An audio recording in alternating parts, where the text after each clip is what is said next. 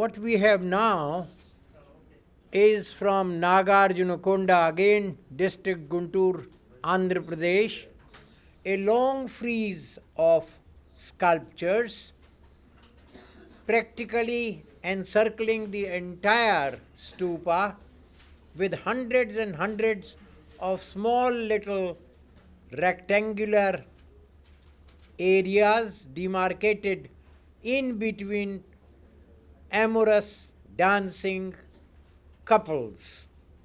The donors are towards our right. Then there is Mandahata, the great emperor who is surrounded by beauties from the heavens and who is ruining his lot that he wanted more to come by, which is not yet his own. And then there are equestrian figures, fighting figures, loving couples, and so on and so forth, all belonging to 2nd centuries AD, Guntur, Andhra Pradesh. Next, this is the great Sanchi Stupa, about which we have already talked somewhat. This is the railing around and the 4 gateways. One of the gateways is in focus.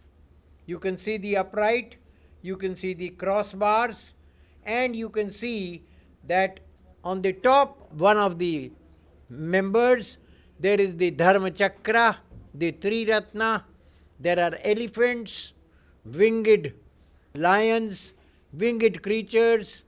In the crossbars, there are processions, scenes of the king going from one end to the other, and so on, so forth, elephants and the like. Not an inch of space has been left uncut, uncovered, and undecorated, because that was the strong point of the Indian artist, and all this is done by the ivory carvers of Vidisha. Next, this is yet another piece of sculpture on top of one of those gateways, where there is a lion on one side and there are these yakshis seated in various attitudes with floral and other decorations. Next, we are now in the Kushana period. The Kushans were a tribe from Central Asia who had migrated into India, and coming to see the affluence, the florescence of the people, the religion, they almost got converted. Here you have a great railing around one of their stupas, in which there are lovely buxom ladies, young ladies, yakshis, dancers, musicians, drummers. The one on the extreme left, she is standing in a beautifully flexed position with the bird perched on her left shoulder, and she is settling her ornaments. In the center, yet another buxom lady, beautiful lady, settling her necklace. And then the third one here is trying to woo the parakeet, holding a bunch of fruits in her hand. Above, in the balconies, there is the young lady decorating herself, the gentleman holding the toilet tray. The next one shows the lady and the gentleman offering a bouquet of flowers. And in the third case, there is a lady who is there and the gentleman is offering her a cup of wine. So, in ancient times, especially during this period, with all sorts of people coming from various directions and settling down and living here, there was a great deal of activity, normal activity, dancing, music, and other things, merrymaking, which was in vogue, and all of that was captured beautifully by the artist of the period. Next, this one is especially interesting. It is a double sculpture. This is an arms rest bowl, a huge big piece of sculpture of stone. On one side is this picture of a young lady trying to struggle and stand up, but she is unable to stand on her own legs. The gentleman on the left side is holding her hand and saying, "Come on, get up on your own feet, baby." On the left side, there is the kuttini, the keeper of the house. The child on the left side is still holding the wine cup. Beautiful scene, bacchanalian scene as it is called, or a scene of dance and music and wine drinking and merrymaking. On the other side of this same, there is a scene from the Mritchakatikam, the little clay cart, which is a beautiful drama, and there is very, very realistic portraiture of a dancing girl being followed by the street hoodlums who are indulging in catcalling and whistling and following her. That's another beautiful sculpture, double-sided. Truly speaking, it is an arms bowl rester. Next, this is a caricature maybe. This is Kubera, the lord of wealth, the finance minister of the gods, with a pot belly. And look at the pot, look at the belly, look at the rotund figure, then look at the arms and legs which are attenuated, they are not being used anymore. He is sitting smug. Just look at his face. There is great satisfaction writ large over the face, beautiful moustache, clean shaven chin with rounded eyes in happiness and merrymaking, and then there are spiral curls on top. This again is a beautiful sculpture of the Kushana period that we have in the National Museum. Next, this is the great Kushana king Kanishka. Kanishk, Huvishk, Vasudev and others, they were the great rulers of this place, and this one is standing, putting on a toga, a garment not native to India but from Central Asia, holding a straight sword in his right hand, another sword in his left. Across the hem there is a writing, an inscription. He is putting on top boots and other paraphernalia, which is showing that this one is a foreign figure, and the writing says Maharaja Adhiraj Kanishka Raj, the great Kushana king Maharaja Adhiraj Kanishka. Next, we are now at a time and place which is the mixing and mingling of the Indian school of sculpture with the Greco-Roman school of West Asia, of Afghanistan, Hadda, Iran and so on.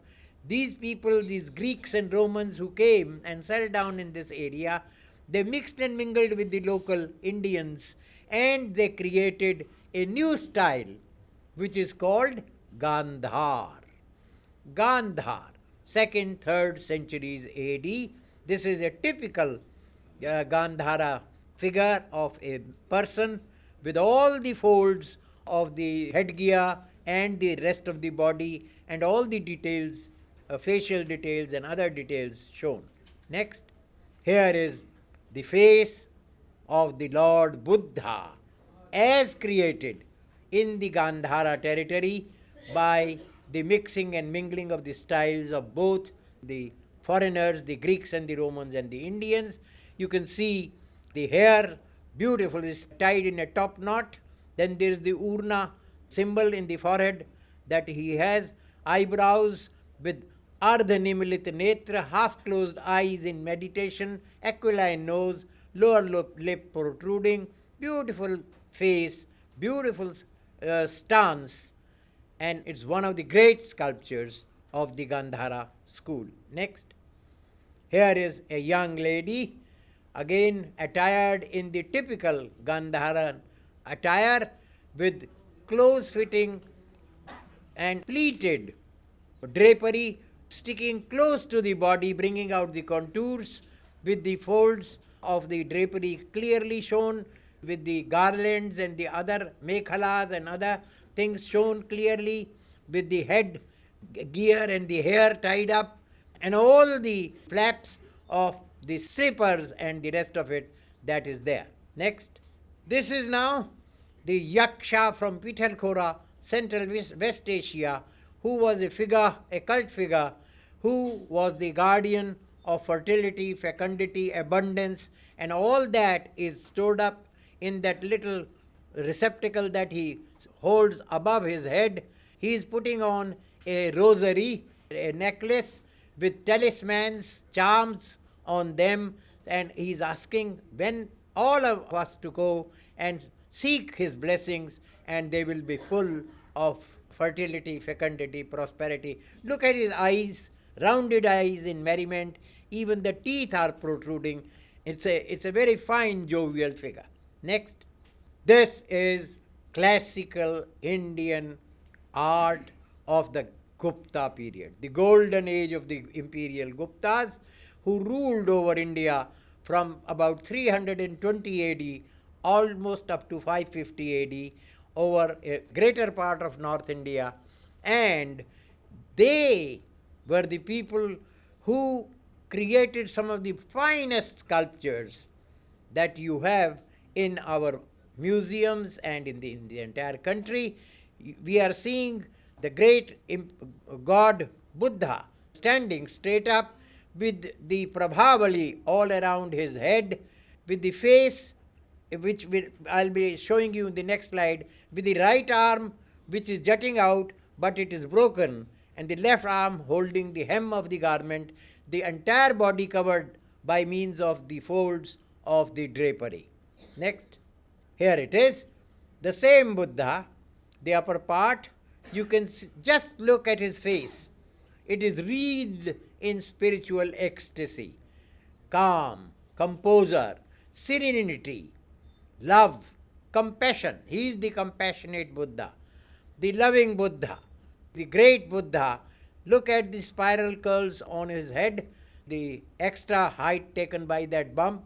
Then look at the Griva Bali, the elongated earlobes, both the shoulders covered by means of the garment, with the folds of the garment shown clearly, and at the back of his head there is the aureole or the Prabhavali or the great halo of light that emanates from great men.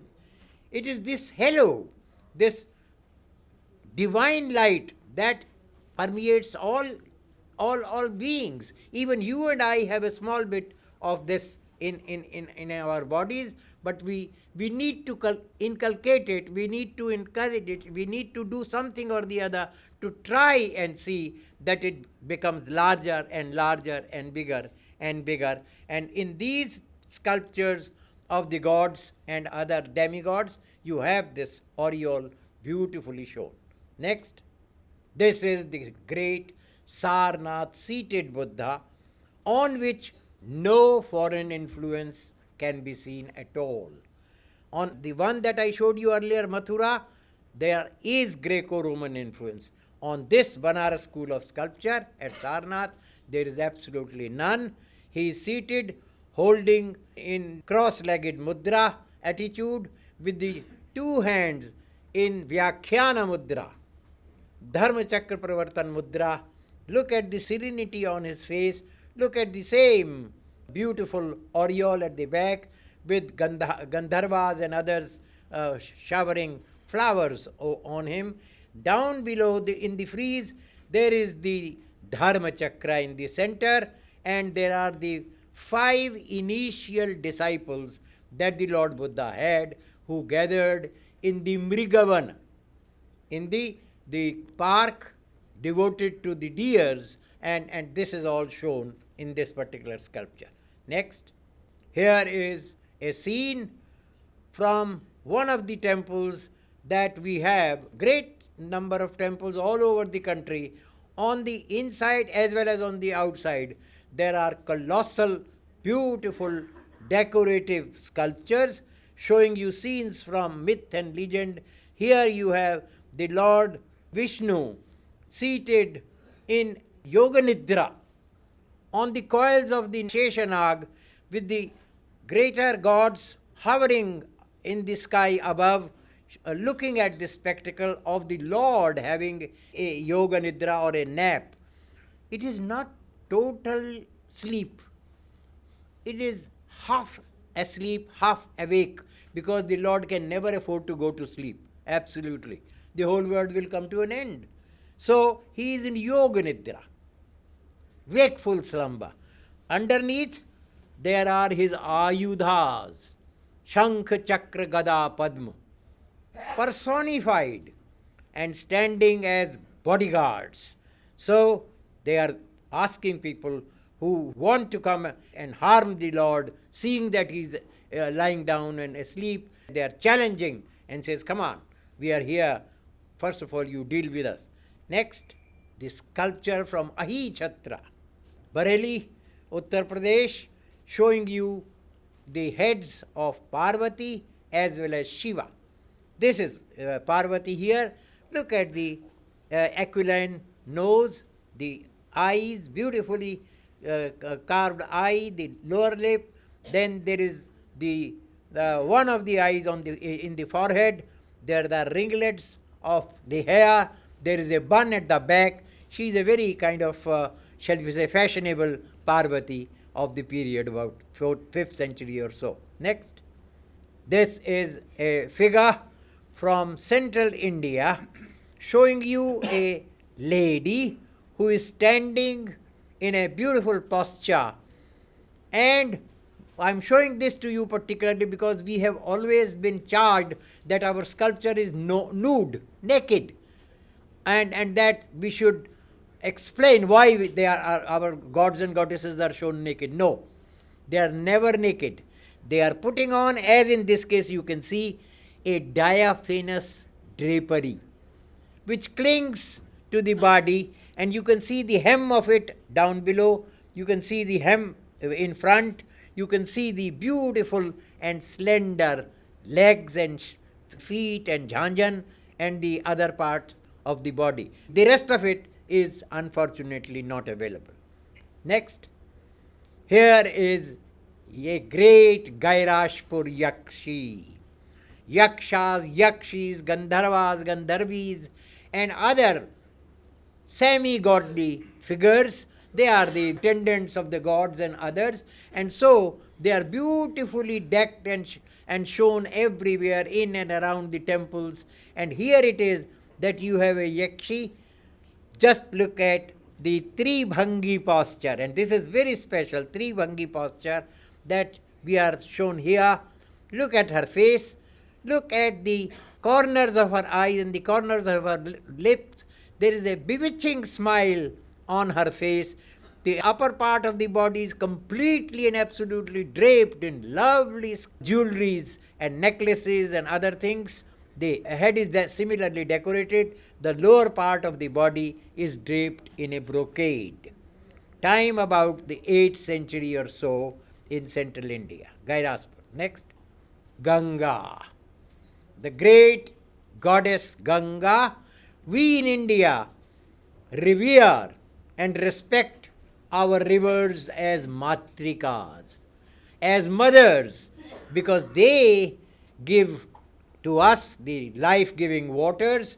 They sustain us, preserve us, and nourish us, and so we worship them. This is Ganga standing with these beautiful decorations all around, holding a small little vessel, and at the back of her head again there is an aureole. Time, Mahanad district, Hooghly, and time about, shall we say, 8th, 9th centuries AD. Next, this is Bhubaneswar.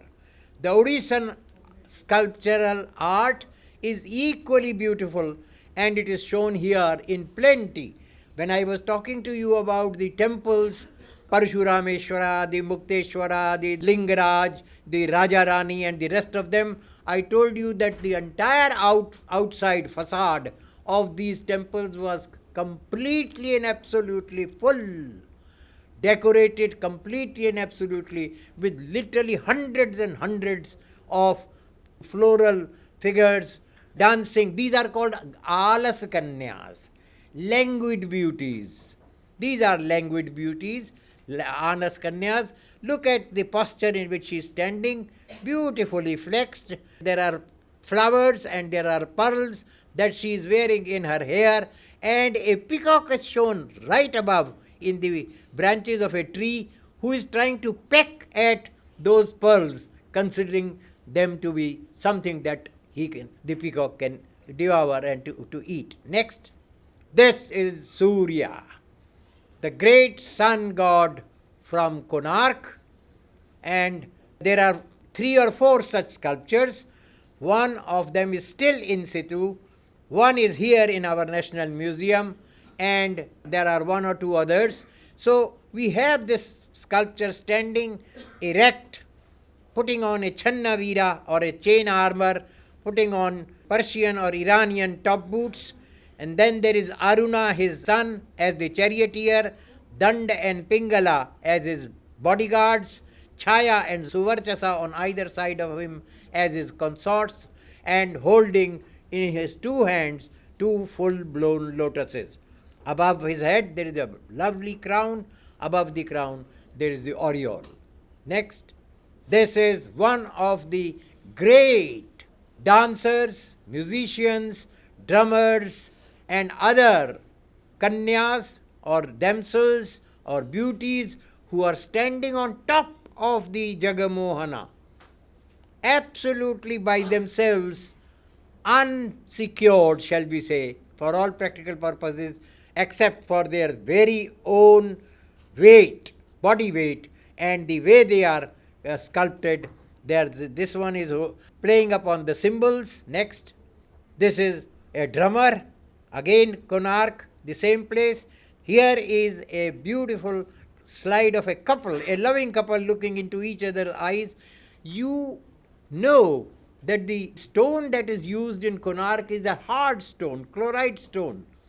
And to get this kind of life, this kind of feeling, this kind of bhava bhangima, Indian sculptural art is known for its bhava bhangima, its expressions, its moods, all kinds of moods that come to a man or a woman, sometimes happy, sometimes unhappy, sometimes frightful, sometimes loving, sometimes other way.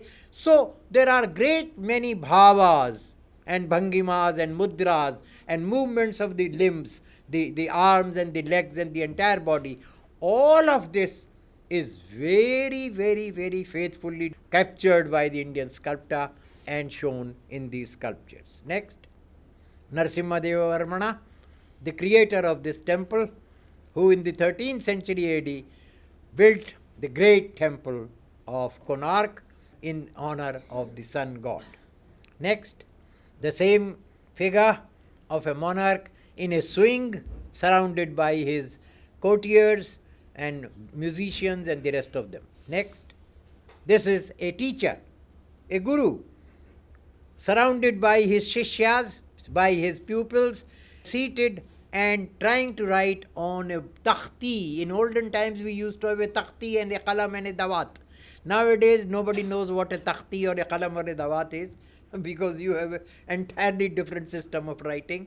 So here you have a takhti and a stylus, and the teacher is trying to show to his students how to write and how to read.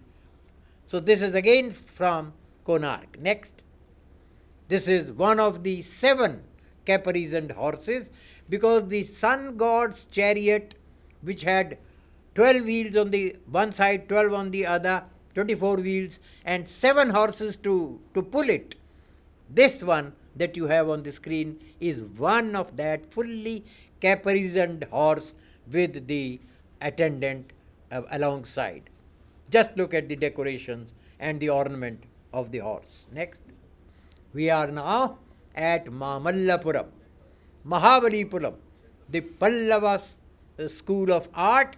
This is that great rock with a cleft in between, on which there are scenes from the battle between Shiva and Arjuna, and there is the descent of the Ganga, and then there is the king of the elephant, the cow elephant just coming behind, and the young one right under the protective legs of the father.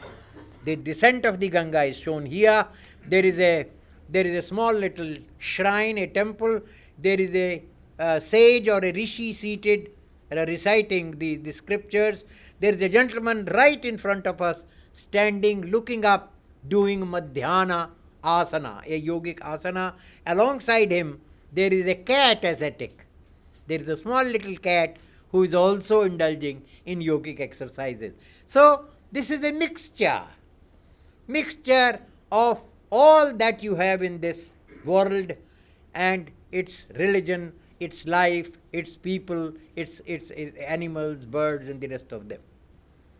Next, this is the one, the cleft, the descent of the Ganga.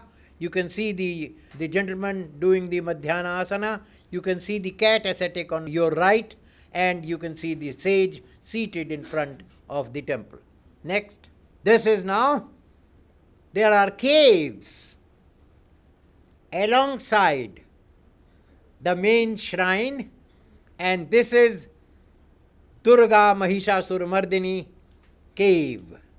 Mahishasur was wanting to attack the great mother Durga, and Durga, seated on her Vahan, the lion, alongside the Ganas in her train, is attacking this demon who is running away from battle, looking towards the back, holding a club in his hand and wanting to have a last fling upon the Devi, but he was defeated and he ran away. Next, here it is. You can see a close-up of the Mahishasur and the action. Next, this is Durga in action, charging with the Shivaganas all around, charging against the Asura. And then what I want to show you is this, that in Indian art of sculpture, there is movement always, at all times. It is a living, alive art, not at all a dead art, not at all a wooden art, not at all an archaic art. Nothing is repetitive and wooden and still and dead. No, no, no. It is full of life, full of movement, full of agility, full of action, full of drama. But all is happening in the world at all